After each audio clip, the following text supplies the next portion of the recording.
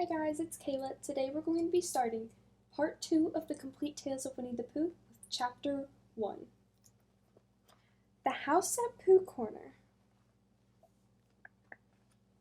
Contradiction. An introduction is to introduce people, but Christopher Robin and his friends, who have already been introduced to you, are now going to say goodbye. So this is the opposite. When we asked Pooh what the opposite of an introduction was, he said, "The what of a what?" Which didn't help us as much as we had hoped, but luckily Al kept his head and told us that the opposite of an introduction, my dear Pooh, was a contradiction. And, as he is very good at long words, I am sure that that's what it is. Why we are having a contradiction is because last week when Christopher Robin said to me, "What about that story you were going to tell me about what happened to Pooh when," I happened to say very quickly, "What about 9 times 107? And when we had done that one, we had one about cows going through a gate at 2 a minute, and there are 300 in the field, so how many are left after an hour and a half? We find these very exciting, and when we have been excited quite enough, we curl up and go to sleep." And Pooh, sitting wakeful a little longer on his chair by our pillow, thinks grand thoughts to himself about nothing until he too closes his eyes and nods his head and follows us on tiptoe into the forest. There still we have magic adventures more wonderful than I have told you about, but now when we wake up in the morning, they are gone before we can catch hold of them. How did the last one begin? One day when Pooh was walking in the forest, there were 107 cows on a gate. No, you see, we have lost it. It was the best, I think. Well, here are some of the other ones, all that we shall remember now. But of course it isn't really goodbye, because the forest will always be there, and anybody who is friendly with bears can find it. A.A.M. Chapter 1, in which a house is built at Pooh Corner for Eeyore.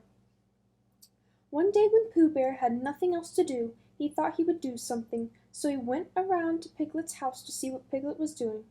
It was still snowing as he stumped over the white forest track, and he expected to find Piglet warming his toes in front of his fire. But to his surprise he saw that the door was open, and the more he looked inside, the more Piglet wasn't there. "He's out," said Pooh sadly. "That's what it is. He's not in. I shall have to go a fast-thinking walk by myself. Bother!" But first he thought that he would knock very loudly just to make quite sure, and while he waited for Piglet not to answer, he jumped up and down to keep him warm, and a hum came suddenly into his head, which seemed to him a good hum, such as is hummed hopefully to others. "The more it snows, tiddly-pum, the more it goes, tiddly-pum, the more it goes, tiddly-pum, on snowing. And nobody knows, tiddly-pum, how cold my toes, tiddly-pum, how cold my toes, tiddly-tom, are growing." "So what I'll do," said Pooh, "is I'll do this. I'll just go home first and see what the time is, and perhaps I'll put a muffler round my neck, and then I'll go and see Eeyore and sing to him." He hurried back to his own house, and his mind was so busy on the way with that hum that he was getting ready for Eeyore that, when he suddenly saw Piglet sitting in his best armchair, he could only stand there rubbing his head and wondering whose house he was in. "Hello, Piglet," he said. "I thought you were out." "No," said Piglet. "It's you who were out, Pooh." "So it was," said Pooh. "I knew one of us was." He looked up at his clock, which had stopped at 5 minutes to 11 some weeks ago. "Nearly 11 o'clock," said Pooh happily. "You're just in time for a little smackerel of something." And he put his head into the cupboard. "And then we'll go out, Piglet, and sing my song to Eeyore." "Which song, Pooh?" "The one we're going to sing to Eeyore," explained Pooh. The clock was still saying 5 minutes to 11 when Pooh and Piglet set out on their way half an hour later. The wind had dropped, and the snow, tired of rushing round in circles trying to catch itself up, now fluttered gently down until it found a place on which to rest, and sometimes the place was Pooh's nose, and sometimes it wasn't, and in a little while Piglet was wearing a white muffler round his neck and feeling more cozy behind the ears than he had ever felt before. "Pooh," he said at last, and a little timidly, because he didn't want Pooh to think he was giving in, "I was just wondering, how would it be if we went home now and practised your song, and then sang it to Eeyore tomorrow, or the next day? when we happen to see him." "It's a very good idea, Piglet," said Pooh. "We'll practice it now as we go along, but it's no good going home to practice it, because it's a special outdoor song which has to be sung in the snow." "Are you sure?" asked Piglet anxiously. "Well, you'll see, Piglet, when you listen, because this is how it begins. 'The more it snows, tiddly-palm.'" "Tiddly what?" said Piglet. "Palm," said Pooh.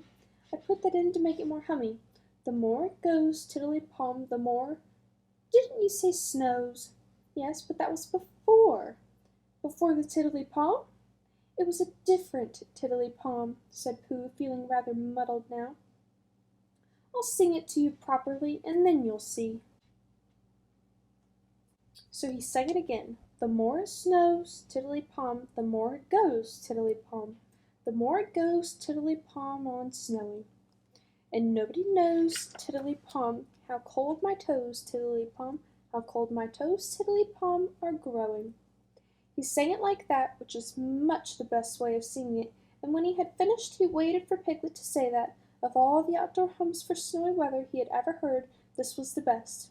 And after thinking the matter out carefully, Piglet said, "Pooh," he said solemnly, "it isn't the toes so much as the ears."